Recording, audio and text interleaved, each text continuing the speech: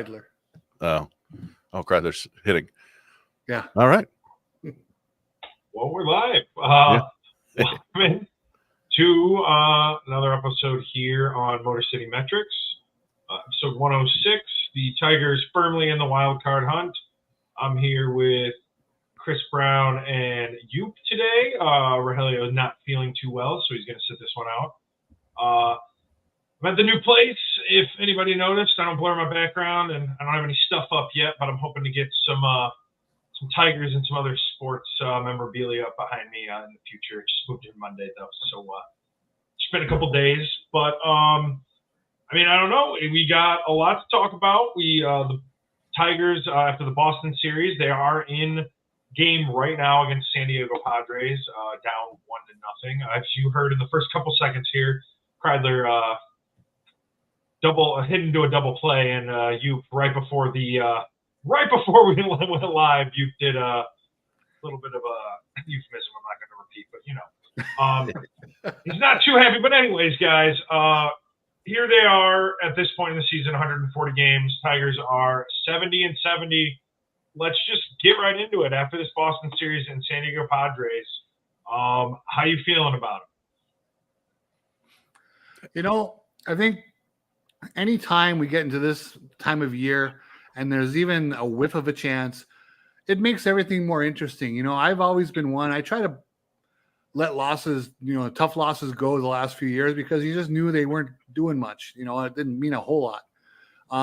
And I don't want to live and die with it, every loss here in September because their chances are still pretty small. I think Fangraphs, they've been well under 10% the whole week here, right, of making the playoffs. But just having the fan incentive of really rooting for this and hoping things go well, it's been very refreshing this week to be a little bit nervous for a change. Yeah, it's fun. I try not to get my hopes up here too much because I try to be realistic, right? Like, the Padres are significantly better than the Tigers. It's the Tigers can hang and they're doing their best, but they just don't have the overall firepower or the overall depth, particularly when it comes to like San Diego's bullpen. They're one of the teams that where they can run out 5 different left-handed relievers, I think, and that just kind of screws up AJ Hinch's mojo with all the lefty bats he has and putting the onus on the other team. And I don't know, like I feel like the Tigers probably have one more good run in them, but at that point, I don't know if it'll be too late. It's been fun scoreboard watching, though. I'm not going to lie about that. Like rooting for other teams to lose again is fun. I enjoy it. I'm like, the Royals are losing again. The Red Sox, the Mariners, the Twins, they're all losing. It's been outstanding. But Tigers got to keep winning, and it's been tough for them this last couple of days. The Royals are one of the one of the teams ahead of them for the wild card. They're 1-7. Ooh. I took a look at their schedule. As usual, I'm going to get into some stuff for later now, but they're 1-8. I think they're 1-7 in their last 8 games. They play Minnesota, Yankees, Pittsburgh, Detroit, the Giants, Washington, and Atlanta. So it's not like the Royals have an easy road here. Like I said, I was going to bring this up later, but I think that they're the team that's most primed for a significant drop-off in this last month. And I'm not saying it's the Tigers that are going to be the ones that are definitely going to take that spot. Like you said, they're playing a team that is clearly overmatching them right now in the Padres. Not only is their bullpen, they have the best batting average in the league, I believe, is the San Diego Padres. So it's interesting to see as the Tigers are now down 3-0. Eyes not off to a great start. They are getting outmatched right now, but you can also argue that just based on their schedule, this is the best team that they'll play. Outside of the Baltimore Orioles in this last stretch of the season. So if they could maybe scavenge a single win out of this series, I know aiming low. I just think the chances aren't zero. Like you've said, they're under 10%. But it's been so much fun to care about baseball right now in September.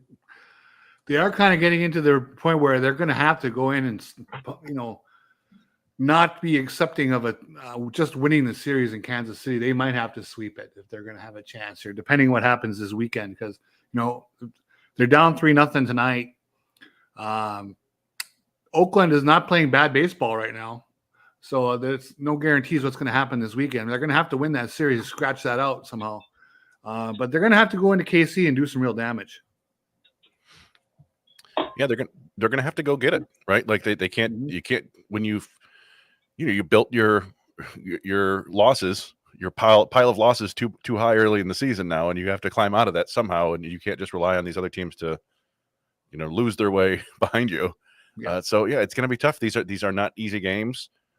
We're seeing some of, it's odd now. It's to the point where, like, if they're not doing the bullpen starts, I'm a little bit sketchy. Like, it's like, yeah, give me the bullpen starts in Skubal. And we saw with Montero, solid for a couple innings, and then it fell apart. And Mize is, we can complain all we want to about them not treating Mize properly. And it was the same kind of with Matt Manning, right? Back in they keep sending him to the minors, and they're just not taking advantage of their opportunities when they get them up in the big leagues. This is, I don't know how many more seasons they're going to do the dance with Mize. I'm sure at least next year. Oh yeah, but it's just the flashes of any kind of dominance are minimal. I think I can basically think to one game as a rookie against the White Sox when he actually had his splitter. Yeah. And he's been fine. He had that solid first rookie year, but it's just it's a little too much of this, right? Too many mistakes, too many hard hit balls, and putting the Tigers in a hole, and it's just unfortunate. He's got 2 outs in addition to the 2-run homer this inning. He's given up a fly ball to the base of the fence, and he gave up a 108-mile-an-hour line drive right into the glove. So just a lot of hard contact in these 2 starts. Now it's just 2 starts, so we'll see. But you're right; it's been a common theme for a lot longer than that. I don't know, and he just doesn't strike me as a guy you can put in the bullpen either. Yeah, I don't. I mean, that's the main issue, right? Like, there's no consistent secondary offering. His fastball showed some promise earlier this year, but it's still not great. And this guy was supposed to have 60, 70 grade command coming out of college. It just never has. It's he doesn't walk a ton of guys, but just mistake pitches left and right. Yep. It's unfortunate, but as the nature of pitching, I guess, is sometimes guys just don't work out. You hope that he can turn around, like you said. I guess on the bright side, Reese Olson did make his first rehab appearance tonight for Toledo. 2 scoreless innings, 1 hit, 1 walk, 1 strikeout, 7 whiffs. So looked good. Flat fastball was averaging 94, touch 96. So yeah, I mean, I think maybe two more rehab outings for him, and he'd probably be back with the Tigers, which could be a huge boon to their pitching staff for sure. Well, I was just thinking about that earlier. I mean, if he's just going to throw 2-3 innings in Toledo, I mean, after 1 more down there, couldn't he just come and be the bulk guy? Yeah, he could do that for a couple times. And yeah, I'm sure I'm sure the thing, they just right now they want to make sure that, he gets those innings and gets off the mound and doesn't feel any soreness. And after the next couple of days, and they'll probably do it 1 more time at least. But then, yeah, I mean, theoretically, you get him 3 innings or 4 innings in his next outing, I think he'd be good to go. So that's like you said, that's a good sign for them, and it'd be nice to get him back on the mound for sure. Now, yesterday, I know a lot of people were really hurting after, fans were very, really disappointed in the outcome, and for good reason. They blew a 5-0 lead. But I thought really last night, as I was sitting there watching that game, that was where it really came back to me what it felt like to have a team that's trying to do something and really worrying about an outcome, because they really fought. You have to give the Tigers a lot of credit. They fought their asses off last night. I really felt that way. They just couldn't add on any runs after they got to 5 there in the early innings, primarily because of the San Diego bullpen. I mean, just trotting out guy after guy after guy with nice numbers, and but the Montero, I thought if Hinch did anything a little questionable in this time where they've been, switching pitchers and going to the bullpen early, I can understand they wanted to maybe try to get an extra inning or extra few outs out of Montero. I was surprised after he gave up the 3-run homer to Merrill, which I thought was one of the worst pitches he's thrown. It was right after Federer had been out there, and he grooved that heater, right at the belt. I was a little surprised they let him get into trouble again the next inning. I would have thought that they maybe would have, hey, he's definitely losing something. We're going through the order for the 3rd time. what's the upside here? And evidently they saw some upside potential, but it didn't happen. And they got into trouble again. The game was tied. Yeah, that was unfortunate. And, the Monday game, they just couldn't get the offense going, which was kind of understandable. They flew cross country and played an afternoon game in San Diego. But I was listening to Evan Petzold basically said that the Tigers had the opportunity before the season to move that game to Tuesday, and they chose to play on Monday because they wanted the off day in San Diego, which I get, and it may have just been because of the way the schedule looked. They wanted an off day closer, to the end of the season. But yeah, I mean, it was coming off, and we did want to touch on, it's been a week basically, but the Boston series was a lot of fun. A lot of losing the first game is always tough, but coming back and winning the series with the next 2 wins was awesome. And of course, you couldn't ask for a better game than Saturday with all the 84 Tigers in town, and Tarek Skubal makes one mistake and then goes out and pitches the longest outing of his career, just absolutely dominant. Finishes the game with a 99-mile-an-hour strikeout. That's that was like the capper on the Cy Young Award. You think now who knows if national people are paying any attention, but it was still pretty awesome. I mean, it's in Boston. You really hope so. That's what I said going into the show. That was a signature moment. It's too bad it's not for a team that's over 500. They're 70-70. I mean, he pitched that game to keep them over 500. They went to 69-68 after that. So, in a way, it makes sense. But he pitched against a really good offense with Devers coming back for them. Boston has a potent offense this year, and he absolutely shut them down, like you said, for the longest outing of his career. He had no walks, 8 strikeouts. That's exactly what a guy who's about to win the Cy Young Award would do. And yeah, again, it's just a bummer that it's for a team that's 500 right now. Yeah, and it's, I don't know. It was, we've had people in here talking about, like, would the Tigers continue this bullpen stuff next year? And maybe they will a little bit. I mean, one of the things, they haven't done it with Montero. They wouldn't do it with Olsen. I think part of that is those guys are relatively platoon neutral. They have changeups, they have breaking balls, they can attack. I'm sure that, if we dug into the stats, they'd be, better against one side than the other. But they're using these guys right now, with Salmons and Herder and Madden and stuff. These guys who have pretty strong platoon disadvantages at times. Herder's awesome against lefties, gets smoked by right-handed batters.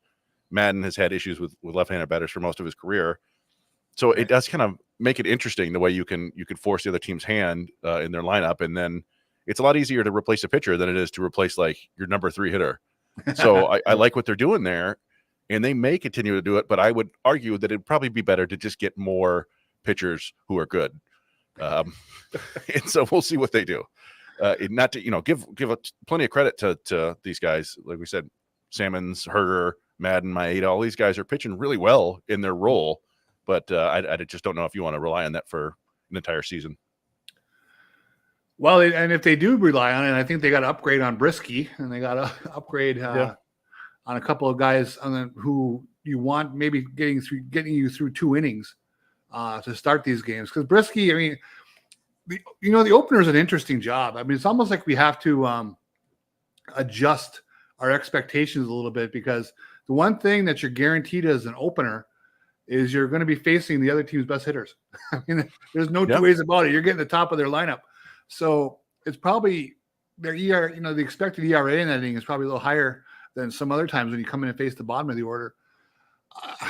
I would have no problem if they went to the bullpen starts on a semi-regular basis next year. I think you could get some strength out of that over just trying to round up a run-of-the-mill 5th starter.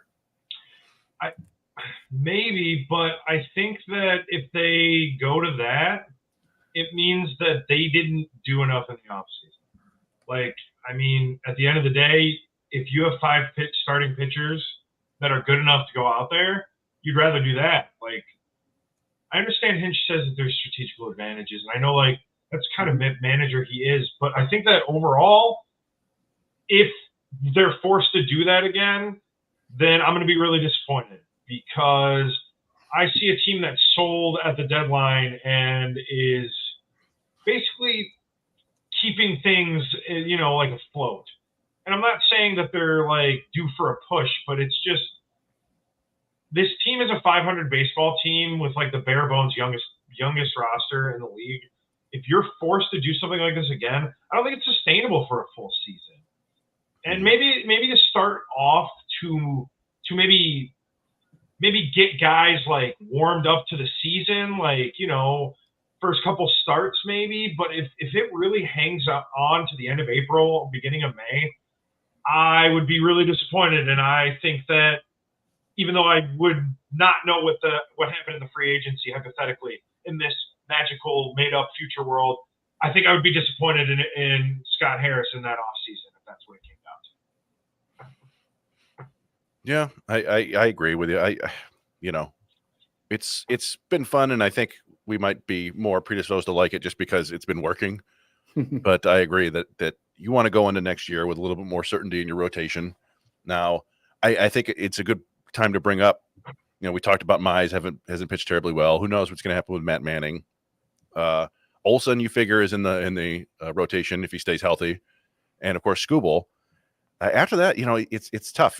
Montero, I think he's been so up and down, but that's not terribly uncommon for rookie pitchers. You just go back and look at Tarek Skubal's rookie year, right? Like sometimes guys have issues, and so I don't want to write him off as a starter just yet. Although I mean, we've heard from inside the organization and other people saying like he would make a really good reliever, but I don't think you want to do that just yet because, and the same goes with probably Madden. Is if you've got the ability to throw multiple pitches and you have reasonable control, you're not walking a ton of guys, and you can go 70, 80, 90 pitches, it's really tough to take that and go, okay, you're in the bullpen now. But I wouldn't say that Montero has a job, right? He's going to have to earn one of the starting spots out of spring training. And, I've kind of talked a little bit over the last few weeks about Jackson Jobe looking a little bit iffy, and then he goes out and has a spectacular performance tonight, which is, he's certainly capable of. And if people didn't see it, it's with 7 innings, I think 1 earned run, 3 hits. And as I mentioned to the guys before, 2 of the hits were the first 2 batters of the game when they both hit lazy pop-ups right down the left field line that kind of flew back toward the middle of the field and overwhelmed Gage Workman at shortstop. They both landed. They were ruled hits. So basically 1 hit over 7 innings. I think he's another guy you'd like to see him in AAA, I guess, but also who cares if he looks good in spring training next year? Put him in the rotation. He's got the best, some of the best stuff in the organization. So I don't know. That's like 3.5, 4 maybes. I would think they want to at least add 1 or 2 more starting pitchers, and I guess Maeda exists too. But are you really going to try with him in the rotation again next year? It would be. It's hard to envision now, but I mean, a lot can change. I mean, he's a veteran. He's got some savvy. Can he find something? I don't know. Who knows? But going back to Jobe, I mean, that's going to be the fascinating thing next year. Obviously, in the first couple of years here of the Harris regime, they've kind of slow played a few prospects. Does that mean that's always going to be how they roll? Or can someone with enough talent force their way into action? I would like to think, with pitchers being what they are, if his stuff is among the 5 best next year in spring training, you go with it. If you want to keep him down in the minors for 10 days to gain the year and play that game, okay. I have no problem with that. Some people lose their mind over it, but whatever. But get him in the rotation relatively quickly. Yeah. Go ahead, Mike. Oh, I was just going to bring up Deadly Ninja V's question here. I'd like to think so. Can we all agree that next year is a real season? But I think that based on the things that the organization's done this year, I don't think that they're necessarily super concerned with that actually happening. I'm not 100% certain. Yeah, I think we all agree that it should be a real season. But we have to wait and see. Do they do anything real in the offseason? And by real, I mean, I would love it if they go out and sign another Jack Flaherty type contract, a guy that they think they can fix. But it would be Jack cool. Flaherty. Yeah, Jack Flaherty. Or Go. I mean, we keep talking about Walker Buehler, right? There are some other candidates out there. Go find a starter who you think you could fix and keep. What's wrong with that? And then they got to get at least 2 bats. And I don't want. I keep bringing it up. I keep thinking they're going to get Wilmer Flores, your former Giants first baseman, third baseman, the kind of utility guy. I want to go get a couple solid bats. It doesn't even need to be crazy, right? Just somebody who can. I think Brandon Day is talking about Paul DeJong a bunch. Like, he's not going to move the needle a ton, but he's a right-handed batter with power who can play shortstop. That would help. Something, and then get somebody to play first or third or both. I don't care, but I just don't think you can go into next year thinking that Jace Young and Trey Sweeney are going to be your left side of the infield. I don't think that's a realistic expectation. They haven't shown enough yet, I don't think, to warrant winning those jobs outright. So I think you need some veterans, and it would be nice to get somebody who is actually a foundational piece for the future. Yeah, I mean, I know that was like a huge thing throughout a lot of Tigers off-season and season opinions that the Tigers didn't really do enough this off-season, going after guys like Gio Urshela and Mark Canha, as opposed to who everybody wanted, Matt Chapman and JD Martinez being the 2 big ones. Of course, and I just think that Chapman gets the big extension today. Yeah, and I'm going to bring that up a little later too. But yeah, me too. Of course. Again, I'm getting through all of my segment stuff before we even get there. So always, but that's what, and I think part of this offseason being the way it was, and with the way that they drafted and the way that they appeared to look at this season, it just doesn't seem like it's a guarantee. That's why the way Daily Ninja Beast phrased it, can we all agree that next year is a real season? We all agree, as Chris said, it should be, but I don't really know if the organization is showing its hand on the way it's going to handle next season. And I think the way this season ends is really going to make a difference in that. What happens if the Tigers make a crazy wild card push? I don't care if they get swept in the first round. Like, do you think making the playoffs changes the front office's opinion than if they were to just finish 500, finish 5 games out of the wild card like they are right now? Maybe it should a little bit, but I think that it could. Maybe that's what they're waiting for.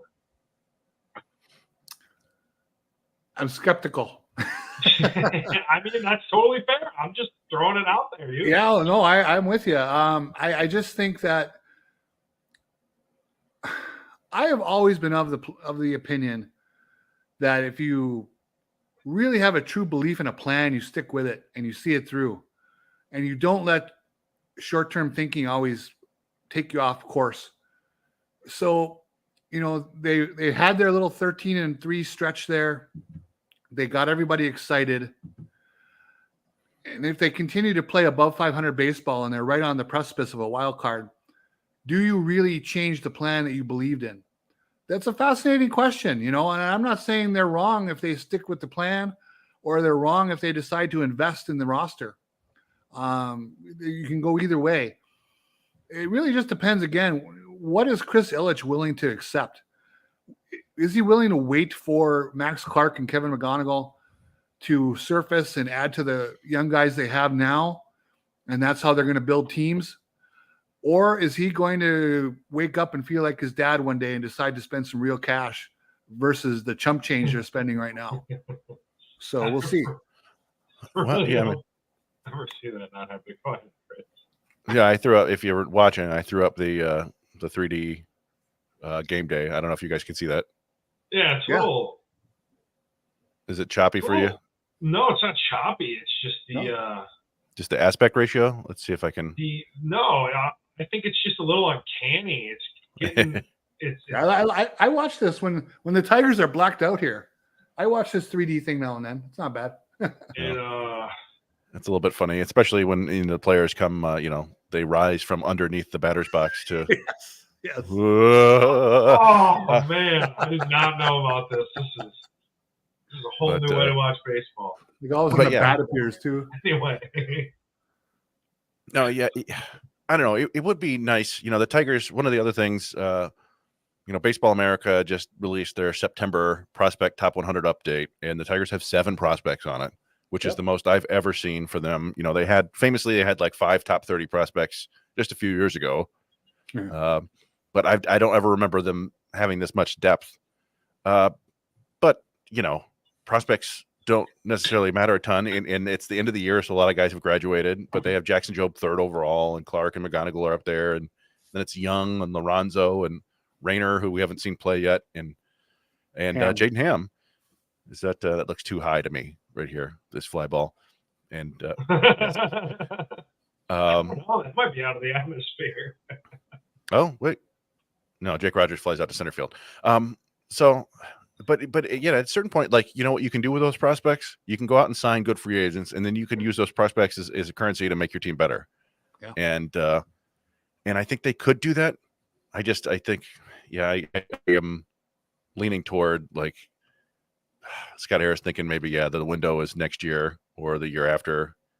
And I don't know. It just feels like such a potential waste of Tarek Skubal. Like, it feels like you've got Skubal for 2 years. He's arguably the best pitcher in baseball.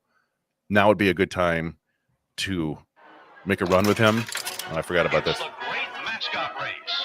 They do this. Here we go. And they're off. Ooh, look at him go. Okay. We're going to stop that. They put ads on there. The mascots are running. But yeah, just you know, if you're not going to try with Skubal next year or the year after, then trade him. That's the way I feel. I mentioned it on the other show. It's I think it only makes sense, right? Like, why keep this guy unless you're just going to try to play both sides of the fence and like, well, you know, we'll try to be a 500 team, and if we get lucky, then we'll get in the playoffs. But, you know, if you only have Skubal in a playoff series, what are you going to do? You're not going to bullpen the playoff series, I don't think. Although, who knows? That's exactly what Hinch would do. Yeah. I kind of think he would too. I don't think he'd be afraid of it. Well, there you go. Damn, it's the perfect time for the Jim Schwartz. Don't say I'm scared, because I ain't. Go ahead. You know, we spent a fair enough amount of time talking about trading Skubal last winter and all through the deadline this year. But yeah, unless they decide to make a marked effort to bring in the talent that you mentioned earlier, a couple of bats and probably another couple of arms, another bullpen piece,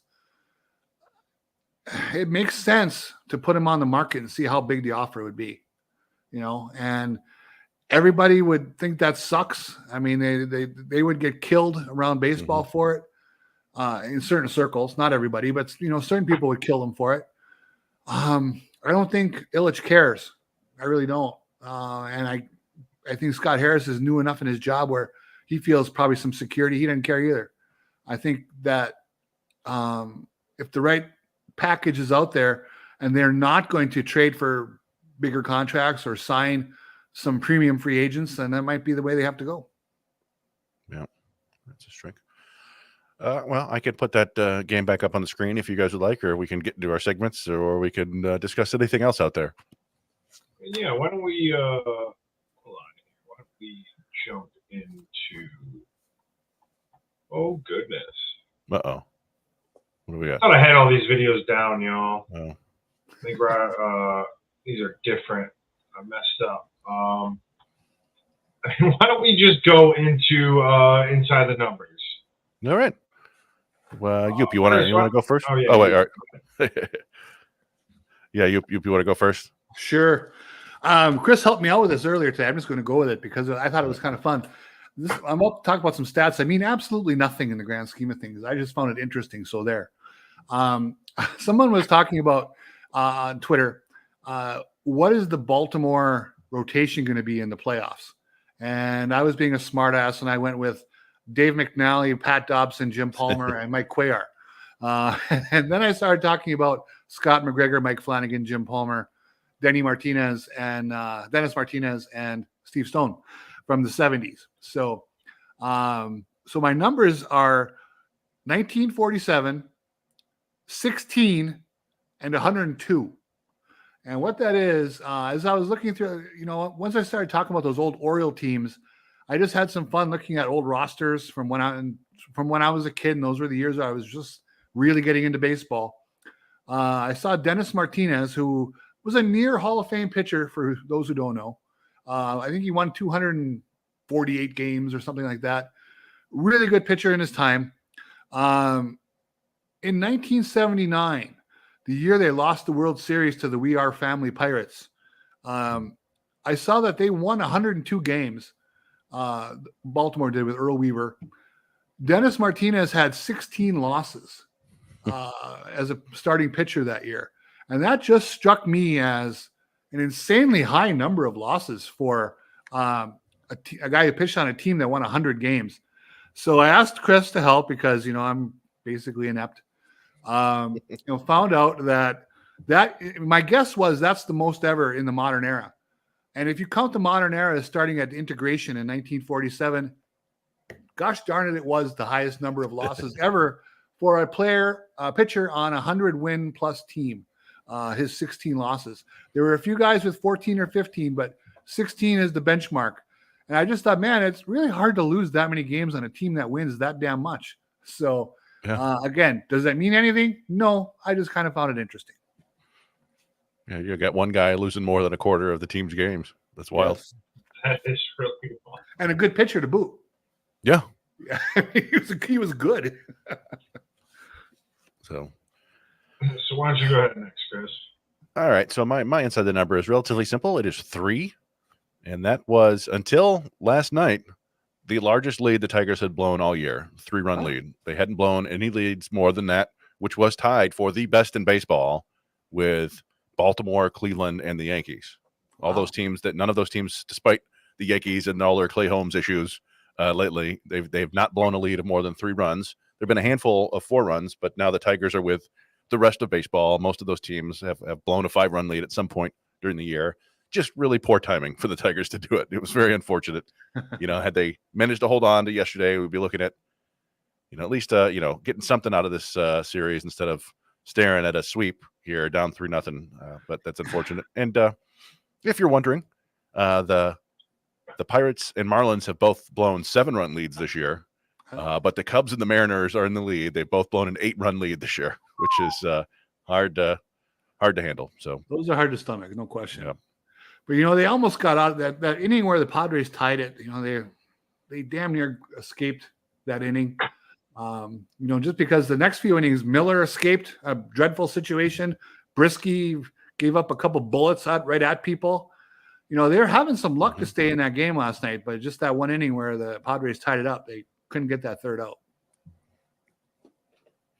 Yeah. I guess I'm just going to jump into my incentive numbers. My apologies. Forgot where I was going. So my number is pretty simple as well. It's $151 million. Matt Chapman gets an extension, 6 years, $151 million. This overrides his 3-year deal that he signed this year, $54 million. He is currently slashing 247, 333, 445. 22 home runs, 56 extra base hits. Per Baseball Reference, his 6 WAR is 9th most in baseball among position players. I guess with his name just being linked to us, Tigers fans, with a hole at third base, I know that it's a tired thing, and I know we've talked about it a lot, but now that we have context, now that all that hypothetical, we can't afford him, now that there's numbers to go along with it, do you think it was a mistake that the Tigers didn't even seem interested in him when he, like I said, baseball, I think Fangraphs has him 13th among position players, as opposed to Baseball Reference at 9th. You're talking about like a top 15 guy plays Gold Glove defense. Did they overlook him? Was it a bad idea that they overlooked him? It's always hard to know exactly what happened behind the scenes. I don't know if they tried to get him with a shorter deal that the Giants ended up giving him, or if they weren't interested at all. I have that in my segment later too, just as the ugly from different angles. But yeah, it's I'll basically say it right now. Like, you look at the Tigers just on Fangraphs, they've got 0.7 WAR at third base this year, and Fangraphs had Matt Chapman at 4.4.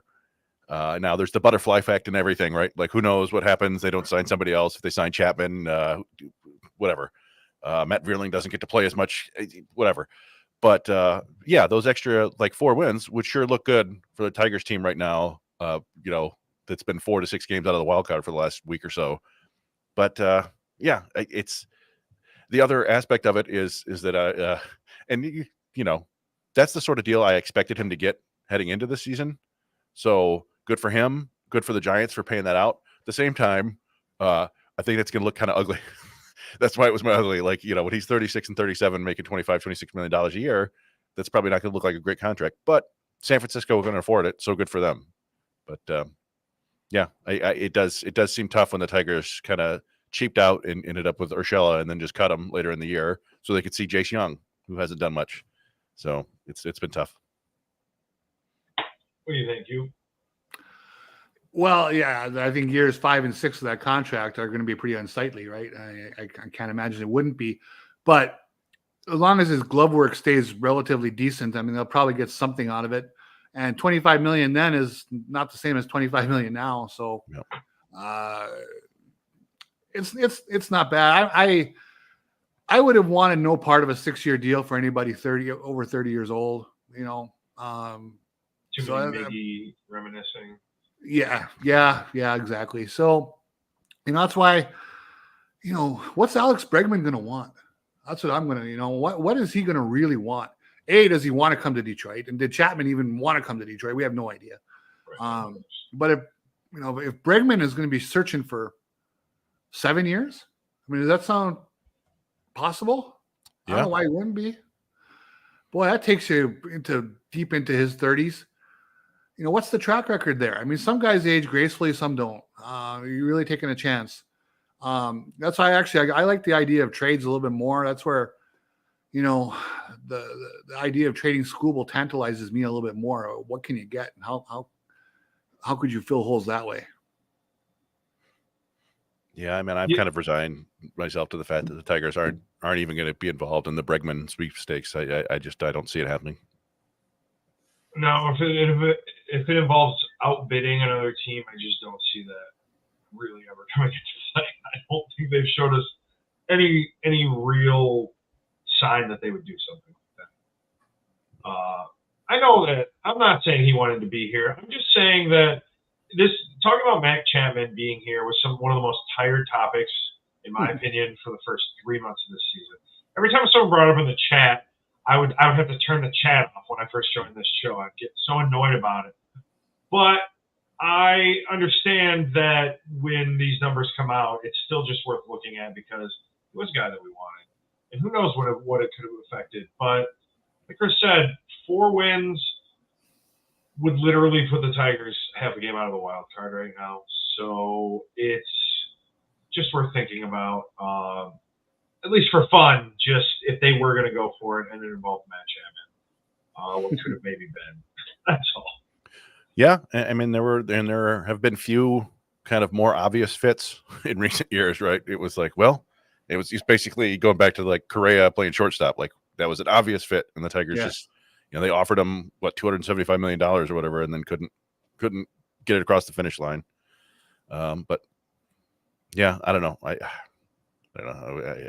I'm not expecting a Bregman, and honestly, like, he's a tough one to peg too, because in his first 4 or 5 years, he looked like a future Hall of Famer, and he's still kind of sort of on that track, but he hasn't been the same player over the last handful of years. He's still a very good player, but it's he's going to want to get paid. Like, he's certainly going to want more than Chapman, right? He's going to want $6 and $150.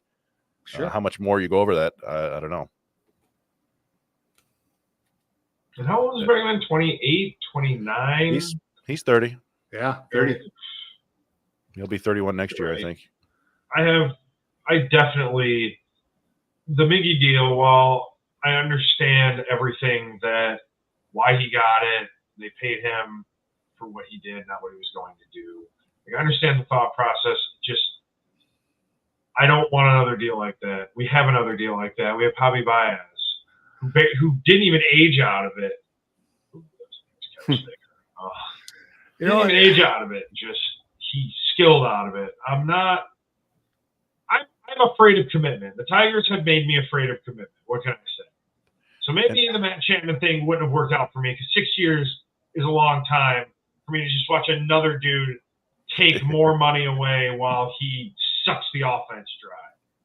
Well, here's the thing, if we rewind it a decade plus to the Mike Ilitch era, right? You could bring in Bregman and give him big money. And if it fell apart, you know what Mike Ilitch, the Mike Ilitch he morphed into as an older owner, he would do it again. Okay. But I just have a sense that Baez is being used as this flag of, oh, this is the danger. We can't do more of these, So now if they do one more, that's the only bite of the apple you're going to get. And they have more than one hole on the team. So if you're bringing this one guy for big money and it goes awry, what are they going to do to fix that? Things don't just stay status quo. Season comes along, and how are you going to continually try to fix what needs fixing? I really worry if they commit to a Bregman that'll be it, and that's not enough. Yeah, and Bregman is just it's I don't know. You'd have to dig into that one really deep because he's a guy who, for most of his career, was like a 12-13% walk rate guy, and then this year it's just down to like 6%, and it's actually been down. He's actually had a better second half of the season. I was just looking at it. He's like a 140 WRC plus in the second half, hitting 275 with power, but his walk rate is like 4% now. And I don't know what that means. I don't know if that's a bad thing, a good thing, or doesn't matter at all. But I would want to know for sure if he's going to be a guy who keeps getting on base, or if he's just going to be kind of a weird like contact hitter who gives you some power, because I think that's important. I mean, his first 2 seasons were the only other seasons he had close to this walk rate this year. I mean, first 2 years of Bregman's career, OPS 791, 827. I mean, I know that's maybe not good enough, and I understand what you're saying, but like we're so desperate for offense in the Tigers. It's just a guy who can maybe not get on base as much as you want, but still have an OPS near 800. I mean, we could use a couple more Matt Beerlings on the team, right? Yeah, I mean, you would hope that Bregman would be, that 4-win player for you annually, but it's I don't know. I'm sure that they'll look at it from every angle if they or they'll dismiss it out of hand right away. So it's one way or the other. But yeah, I don't know. We'll have plenty of time in the offseason to discuss all these free agent deals and so forth. But no question. Yeah, but for this season, are you guys worried a sweep is just going to completely demoralize this team? Because I'm watching this offense do absolutely nothing right now in this game. I don't think it'll demoralize them. I think they don't really have that luxury. Like, they have to go and figure out a way to beat Oakland, and it'll help to have Skubal on the mound, right? But yeah, it's certainly not ideal. I think they knew that this was going to be a really tough series. They've got a bunch of tough games coming up. But I mean, we don't have Carpenter in the lineup today, right? Right, against the lefty. So, right, Ibanez is starting. Yeah, and so you've got what I'm looking right now. You got 3 hits: Meadows, Keith, and Ibanez. They've had a couple chances, but I don't know. I mean, it's unfortunately, we mentioned it before, that there's just not quite enough consistency on offense. And when Riley Green isn't in one of his hot streaks, and Colt Keith isn't in one of his hot streaks, and Gary Carpenter's not in the lineup, there's just not a lot of guys you can count on for offense. It's unfortunate, but that's just the nature of this team. They've been a below average offense all year long, and had a hot couple of weeks there, but there's just not enough consistency there for them to really. I mean, it feels like a 3-0 deficit is almost insurmountable, which is ridiculous. But just by the way they're playing today, it's kind of tough, especially. And then once you get into the San Diego's bullpen, it's really tough. Yes. Did you call him out here? What do we got going on? McCoy bunted for the Padres, and the ball came up and hit him, and they're trying to decide if it was a fair ball. So in play outs, I see, but they called him out, but now they're having a. Well, now if the ball hit him, would the runner get to advance? No. So, all right. Well, very interesting situation here. Maybe I could put on. Let's put on the 3D to watch those umpires.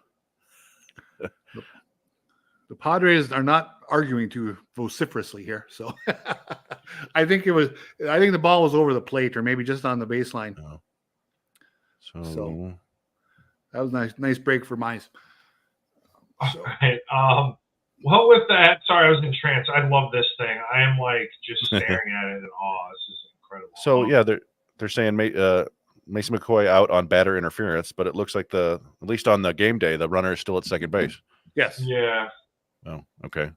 He was on second. Oh, all right. My bad. He was a double. Gotcha. Yeah. Yeah. So, well, why don't we take this time and, unfortunately, I don't know what happened to the video clips, but a lot of them are missing, and I don't have it. So why don't we just jump right into the good, the bad, and the ugly? All right. And you can picture Clint Eastwood for me. But anyway, why don't you start us off this time, Chris? What do you got for your good, bad, and the ugly? No, I don't like the looks of that swing. warning track out. Okay. My good, and not to cross over too much with the minor league show, but I think it deserves mentioning, is the Lakeland Flying Tigers, who are 78-48 on the year, which is good for .619 winning percentage. That is the fourth best winning percentage in all of minor league baseball out of 120 teams. That's kind of wild when you consider all the talent that they've had and lost this year that has gone up a level. You had Max Clark and Kevin McGonigal. They moved up. Josue Briseño got hurt in May, missed 3+ months. They lost John Peck and Jim Jarvis. They lost Patrick Lee. They've lost, 8 or 9 hitters from their team that they keep winning. Now that the pitching has stayed relatively consistent, which is nice to see. But just a terrific job by Andrew Graham down there to keep that team winning. They've basically had 3 bats all year long. Jose De La Cruz and Samuel Hill and David Smith are the only guys who've been there all year. But the odd thing is they might still miss the playoffs because of the nature of the minor league playoffs where they're split in 2. And I know I talked about it a couple months ago. They missed the first half playoffs by half a game, and they are now, with 4 games left, just half a game above Fort Myers. So they've been playing very well all year long, but Clearwater and Fort Myers both had like a super hot half. And then today's game, they actually got suspended because it's Florida in September. So who knows if they'll ever play again. But they were down 2-0. I think like the second inning. But yeah, there's 4 games left. If they win 2 of them, they make the playoffs. They deserve to, but it could be one of those weird situations where one of the best teams in the minor leagues doesn't even get to go to the postseason. So just wanted to give them a good before that all goes down. My bad was the Cubs no-hitter the other day, which was just annoying modern quant baseball. Shota Imanaga, seven innings, was at 95 pitches. I get it. You want to save your arms. The Cubs are about the same distance out of the wild card as the Tigers, so they don't want to burn out their best pitcher or whatever. But I mean, if ever there was a chance to just let a guy go for it, they were up 11-0. Exactly. Just let him go out there and throw eephus pitches, and if he gives up a hit, then you pull him out. But it was just like, nope, we'll gotta pull him out. And it's just, I get it, right? Like, no hitters don't necessarily matter. It's a win is a win, but they're still one of the more magical things in baseball to see, especially, and I was fortunate enough to see a combined no-hitter at Comerica last year. And it's just not the same when it's combined. It just isn't. And it's a bummer. And I've said that many times. I agree with you 100%. I've been saying it for years. When you got a substantial lead and the guy's at his pitch count and you don't want to just have him throw BP fastballs and try to locate till he gives up a hit. Who cares? But maybe he gets lucky and gets through it. But they don't do that. And I'm sure if you said that to a real baseball guy, they'd laugh at you, but whatever. Yeah. And my ugly was the Matt Chapman stuff. So we've already discussed that in depth. So I think we can move on to Yoop or Mike, whoever wants to go next. Okay. For me, my good, Max Clark, loving watching the progress. Love the daily highlights Chris puts out. Reading as much as possible. I just wonder this, and I'm going to make a prediction today. When you look at around the league, despite the fact that the Tigers have slow played some prospects of late, you see guys like Jackson Churio, 20 years old, won't turn 21 until March, I think, something outrageous like that. Younger players are doing okay.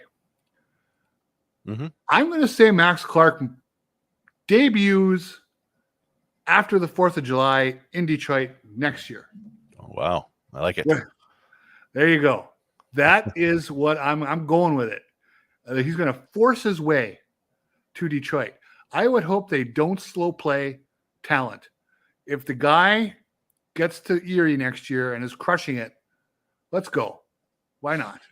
So I'm kind of done with the waiting. I'm a very patient fan. I always have been. But, this is long enough. These are talented kids. We've seen some other 20-year-olds around baseball get the job done when they're given a chance. He looks like the real deal. He has a lot of innate ability with the speed that he has. He's making contact. He's a great center fielder. Let's just go. So that's my good. Yeah, I will say that, a couple other organizations have already promoted some of his high school classmates to AA. Aiden Miller is up in Reading. He was batting against Jackson Jobe today. Bryce Eldridge from the Giants is now up in AA. It's not like I think he's fine where he is right now, but yeah, I mean, I think that you could justify starting both Clark and McGonigal in AA next year based on the way they've looked. And one of the things I've talked about this a couple times, and I've got an article that's going to come out eventually. But when I wrote my scouting report of Max Clark, it was June 20th of the year, and we updated it, put it up there. And at the time, he was hitting 270, 277 with an ISO of exactly 100.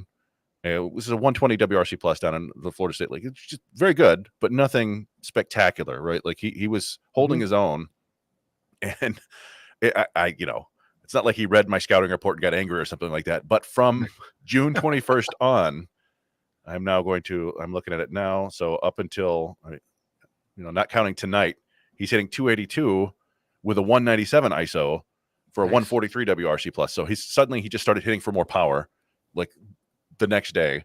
And yeah, he looks like a pretty complete player right now. His walk rate has gone down a little bit. The strikeout rate has gone up a little bit as he's faced more advanced pitching, but he's more than holding his own in high A, well under the average age limit there. So yeah, I mean, I like that prediction. I still don't see it, but it would be awfully fun if he goes up and, if he starts in AA and tears it up, then I think I'm with you. It's all contingent on that. I just hope he mashes his way to give them no option. Yeah, that would be the way. That's the only way it's probably going to happen, right? He's going to have to be hitting, 295 with legit power at Erie, and if he is, then why wait? Yep. What good would the Brewers be having right now if Jackson Churio was sitting in AAA? Wouldn't be doing them a hell of a lot of good. So, my bad. We mentioned it earlier, so I won't dwell on it too long. But boy, that was depending how this game goes tonight and how the weekend goes in Oakland. You boil down baseball to moments. That pitch Montero threw to Jackson Merrill yesterday still mystifies me. How they thought a belt-tie fastball on the outer half was going to work when Jackson Merrill has shown really nice power to left center all year, especially the second half of the year. One of the hottest rookies in baseball. And I'm sure Federer, when he was out there, didn't say, hey, groove a fastball down the middle here to start him off. But whatever Federer told him, the message didn't obviously get through. Whatever Dingler called wasn't the right pitch. That was just the pitch. That 3-run homer just started things on a downhill slide. And you just wonder if that will end up being the high point of the season where they were up 5-0 at that moment and things started going the other way a little bit. Who knows? We'll find out. I mean, they could come back and win tonight and then just shut up, so we'll see. I went the good, the bad, and the sensational tonight. I've been seeing some people arguing whether it's more impressive that Aaron Judge would win the Triple Crown or Shohei Ohtani would go 50-50 with homers and steals. It's a good debate. It's kind of a fun debate. I would still say this. No one's done 50-50. Mm-hmm. So I would be a little more amazed in the short term with that. I think in the long term, over history, you would say, oh, Aaron Judge was a Triple Crown winner, and that's going to add to his legacy. And Triple Crowns are very special, as we know. We witnessed Miguel Cabrera do it. But I think the fact that Triple Crowns have happened, 50-50 has never happened. I'm more excited to see if Shohei can get there and get it done. But it's pretty damn impressive either guy. But I'm rooting for Ohtani to go 50-50. Yeah, that would be my reasoning too. It's more impressive to see. I mean, you just never see that kind of power speed combination. With that level of hitting ability. There were a couple guys throughout history who probably could have done it. I thought Acuna would be the first to do it. Eric Davis probably could have back in the day if he'd stayed healthy. But to see Ohtani go out there and do it, and he's a pitcher. Yeah. It's just absurd. And it's like, you know what? He'll do this year, and then he'll decide that he wants to win the Triple Crown next year, and he'll do that. Yeah. And just a side note, there's something. My brother was looking up Triple Crowns the other day, just in Wikipedia, and noticed that Ramon Santiago once won the negative Triple Crown or the bad Triple Crown or whatever, which I'd never heard of. And apparently he's one of only 12 players to ever do that, which is to be, a qualified hitter and be the last in the league in batting average, runs, and home runs. Batting runs batted in. I didn't know it was possible. So there you go. That's beautiful. I love it. That's amazing. I had no idea. I wanted to go back and look to see everybody who did it, but I don't know how to. I could get a hat for that too. I got a hat for all occasions. Sombreros around here somewhere if we ever need it. But my good is, I'm just gonna mention it again because that's the whole reason I made it is my good. Tarek Skubal, we need not gloss over the fact that we do have, as Chris mentioned earlier in the show, what could be the best starting pitcher in baseball right now. Should not take it for granted. Should not just – it sucks that they're not good while he's here right now. But just appreciate the fact that we got another homegrown pitching prospect that turned out to be what appears to be the easy choice for Cy Young in the AL this year. Just worth mentioning still. I'm not going to go over his stats again, but he does lead baseball in pitching WAR for Baseball Reference at 5.7. So, again, he's worth more wins than Matt Chapman by that estimation. So, just don't forget, this is an incredible season by Scoop. My bad is something we've kind of brought up already, but I'm going to bring it up again because it's still pertinent. Kansas City Royals is a collapse imminent. They're 1-7 in their last 8 games. Play Minnesota, New York, Pittsburgh, Detroit, San Francisco, Washington, Atlanta. I, in my opinion, think that of all teams currently in the playoffs, they are the number one team of my choice that I don't think is going to end up in the playoffs at the end of the year. Do you guys think it's them or a different team that might end up not in the playoffs? Who's in right Well, a writer that I've always enjoyed is a Royals fan. His name is Randy Jazirli. Real smart guy. Turned down a job as being the Cubs stat analyst, overseer of all their statistical operations once. He's a big Royals fan. He tweeted last night, as bad as they've been, they're now 5.5 up with 21 to go. That's not bad. Not a bad spot to be. Yeah. So, well, I agree with you, Mike. They've been struggling. And, Bobby Witt, after that Herculean couple of months that he had where he was legitimately the best player in baseball, he's slowed down, which is to be expected. I mean, you can't stay at a, ultra human level forever. And once he's kind of slowed down, their offense is slowed down. So, but I just think they have enough of a cushion where I wouldn't bet against them of sneaking in because it's just hard to lose 5.5 games over 21. Yeah, that was my thinking too. Is somebody has to go on a crazy run and somebody else has to go on a crazy. Now you can, we've seen it happen before where it's not impossible to lose 6 straight games and have somebody else win 6 straight games and you go, what happened? The Mariners and Astros did that earlier. It does seem unlikely. And And that was the other, the Royals have been doing the thing that we didn't really bring up, but we were talking about, paying attention to other teams' scores and the feeling of being in meaningful baseball in September. The Royals were doing the just adding every random veteran who's been let go or they can just get for cheap in September. And I missed that too. I missed the, hey, Matt Stairs, just adding little pieces to help you in September. That's kind of fun too. So. Well, hey, I'm just saying, last series, everybody knows Detroit plays the White Sox in their last series, and Kansas City plays Atlanta. So Tigers down 3 games at the end of the year. That's really all it takes. Really, that's all I'm looking about. I want them to be 2-3 games back at the end of the year. Maybe 3 is too much, but 2 games back where it forces them to win a couple games at the end of the year. And I'm being optimistic. If Detroit goes into KC and sweeps, all bets are off, man. You're right. Well, and Atlanta is fighting for their lives right now too, with the Mets coming on. So they, earlier in the year, you would have thought, well, Atlanta might not even care about that series at the end of the year because they don't need to win. But it's fun to think about. It would be nice if the Tigers could win one of these games. And you know what? While we're talking about it, credit to Casey Mize, who has just done what he does all the time, I guess. Looks awful, and then somehow you look up and it's 5 1/3 with 3 earned runs. Now there's another runner out there with Maeda coming in, but yeah, credit to Mize for keeping him in it. The bats just haven't done anything. Yeah, unfortunately.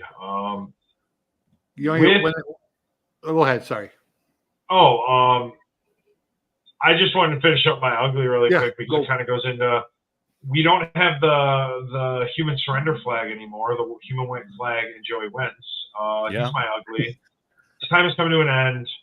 I think me and Chris were pretty frank about how we both felt. I didn't understand why he was taking up a rush spot on this team.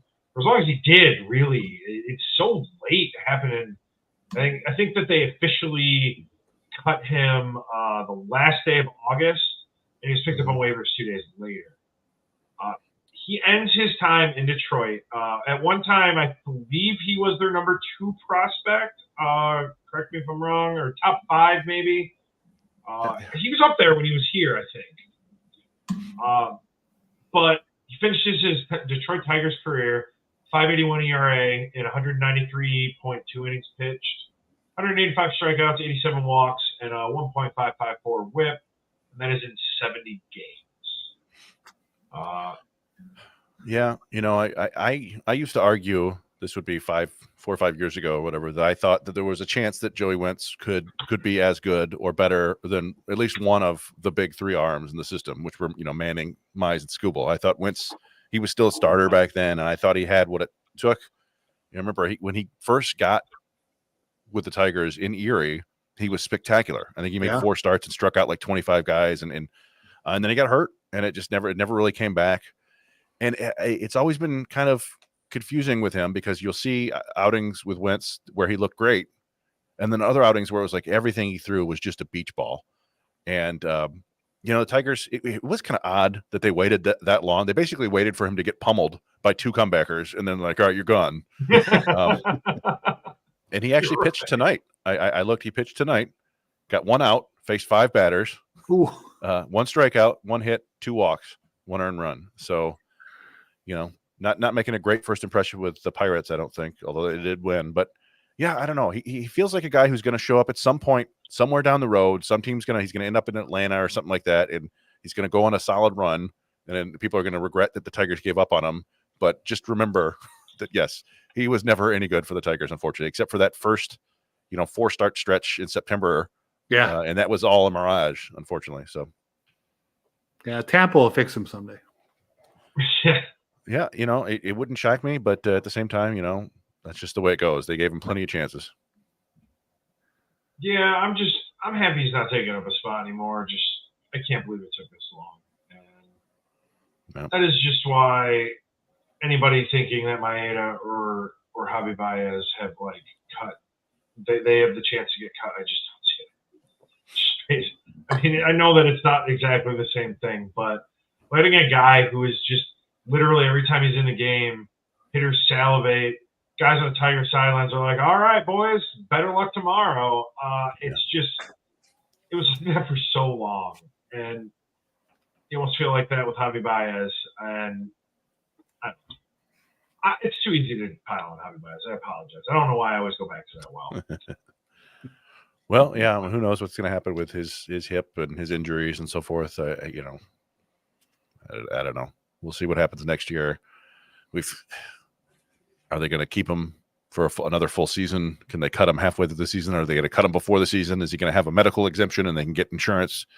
There's a lot of things to think about there. Would they go out and actually sign a shortstop, DeJong, like we said earlier, or Willie Adames or something like that, and just say, you know what, we're done? I don't know. I don't think they will. I don't think so either, but Willie Adames would be quite the statement. Yeah. Well, before we get out of here, I mean, the Tigers are going to finish up this road stand regardless of what happens tonight. Man, it is so creepy watching them float up through the ground. Every time it happens, I get a little chill down my spine. I keep itching my back. They are playing at Oakland Friday, Saturday, Sunday coming up here.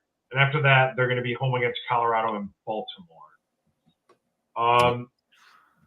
How do you guys – I mean, you guys have mentioned in the past, before we get out of here, Scubal's pitching one of these days, but otherwise, do you think the Oakland series is just going to be one the Tigers can roll over? Well, I always go back to, it's a different sport, but Bill Parcells says all things being equal, take the more desperate team, right? If that applies at all to baseball, Detroit should be the more desperate team for some wins this weekend. I would hope, as I said, last night's game, as bummer as it was to lose, that team, they were scrappy last night. They were working at that, getting that game. If they can bring that attitude and find some offense in Oakland, I think Oakland, they're playing better, but they don't have the pitching staff San Diego does. If they can pull 2 wins out of there and get into that, Colorado series and probably have to think hard about sweeping that, then they can wash off some of the stench of the San Diego series. Yeah, it's Oakland. You feel like you can always beat Oakland, but man, they have been playing very well. You can look at it. They have a top 5-6 offense in the second half of the season. It's and that's 45 games. It's not like a little blip. They've got like a 115 WRC plus. Yeah. So they're hitting and their pitching hasn't been awful. The Tigers second half, the Tigers have the 3rd best ERA, 3.30. Oakland's 12th, 4.14. So I mean, somehow they do it every year with just a bunch of guys that people haven't heard of or guys you heard of 8 years ago that pop back up and you go, hey, I forgot about him. JT Ginn, what's he doing? And yeah, they come out here and I don't know. I think you would love to think the Tigers could go take 2 or 3, but it would not shock me if they only get 1 or even get swept again. Unfortunately, it's just the Oakland is playing really well. Well, if you give them the Scooble game, if you say, hey, they're gonna win the Scooble game, and then they just need a split. Now it looks doable. So yeah, that's true. Herder is the scheduled starter on Saturday, so it looks like they're going away from the opener on that game as well. I mean, at least according to ESPN, it looks like they're limiting those games maybe as much as they can the rest of the year. I only see 1 coming up in the next 6 games, so. And yeah, I mean, it'll be interesting. I don't know if many Tigers fans are familiar with Lawrence Butler, who I don't know if he's still considered a rookie. If he came up early enough last year.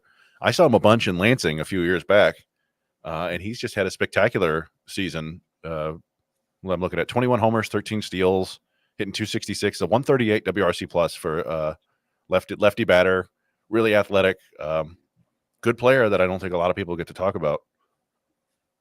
Sort of guy you'd like to trade for, but I mean, you could hardcore baseball fans even really have very little idea who that is. Yeah, it's I I don't know.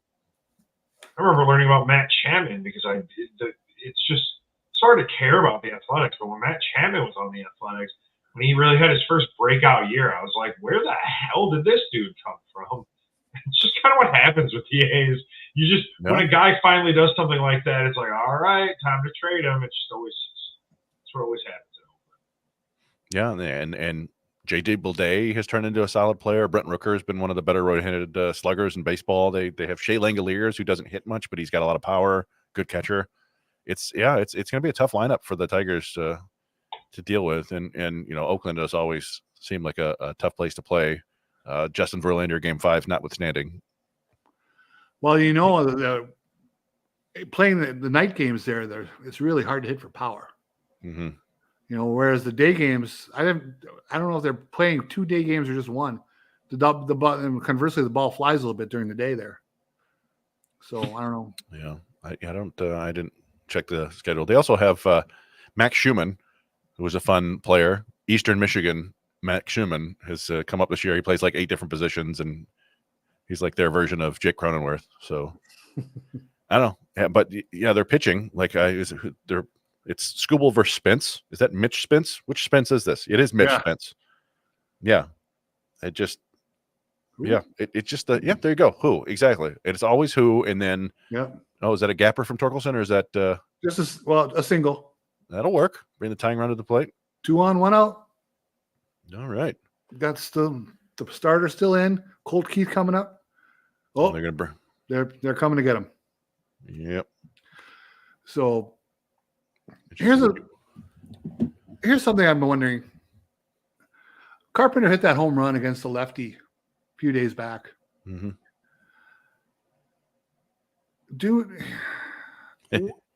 Does he need to sit versus lefties as much as he does? No. And absolutely not. He's their best offensive player. I mean, I'm gonna let you finish. I feel very strongly about this. I don't think it makes any sense. It might hurt his overall numbers a little bit, but I think that he's not going to get any better if you just baby him against them. Now, he hit lefties in the minors fairly well. Am I not right about that, Chris? He did, yeah. Yeah. So I just have a sense that he's getting buried is the wrong word, but he's missing out on these opportunities based on a small sample of numbers, in my mind. Yeah, I think he's the most dangerous guy they have at certain points of the year. I don't know. I would let him get more at bats against left-handed pitchers, especially if they have the kind of repertoire they think he can handle. Yeah, and I guess that's the way that they view it. And Raj talked about this the other day. He actually was down there, and Hinch was talking about Carpenter actually didn't get a start against Nick Pivetta because of Pavetta's arsenal, that sort of high fastball, high breaking ball with depth. And apparently it was because they thought swinging at that might aggravate Carpenter's back. Oh. So I don't know, if he's still kind of just managing the injuries, but it is like, yeah, he's got 28 plate appearances against lefties this year. He's 2 for 24 with 1 home run, 8 strikeouts. So he's not hitting them, but like you said, and I feel this way about players in general. I feel like, part of the reason that Dylan Dingler is struggling now is he got used to playing just about every day in AAA, and now he's playing every other day. And when you don't see left-handed pitching, it's got to be hard to hit it when you get called upon. Now, I do think Carpenter presents a pretty awesome weapon off the bench. If you face a lefty starter and they bring in a right-handed reliever later, like that's awesome, But yeah, I tend to agree that he should be playing more, and I don't quite get it. They must have some pretty serious conviction that he's just not going to be able to hit left-handed hitters, because they're giving Keith plenty of opportunities. Green gets to face lefties. They're letting Parker Meadows do it now. Now all these guys hit lefties in the minors, but like you said, so did Carpenter. So I don't know. Maybe that's something they can work on next year, or maybe not. Maybe they just don't think he can do it. Yeah, I don't see it. I think it's AJ and Joe overthinking personally. Some of it I'm sure comes from the front office too.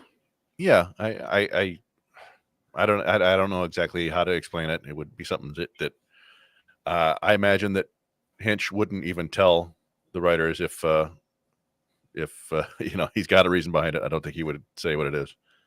And speaking of Gary Carpenter stepping into the box. 2 men on, 2 men out. Walk him. Yeah, he might. Potentially Oh, want him Jason- to get to Parker Meadows. Jason Adam has been pretty damn nasty.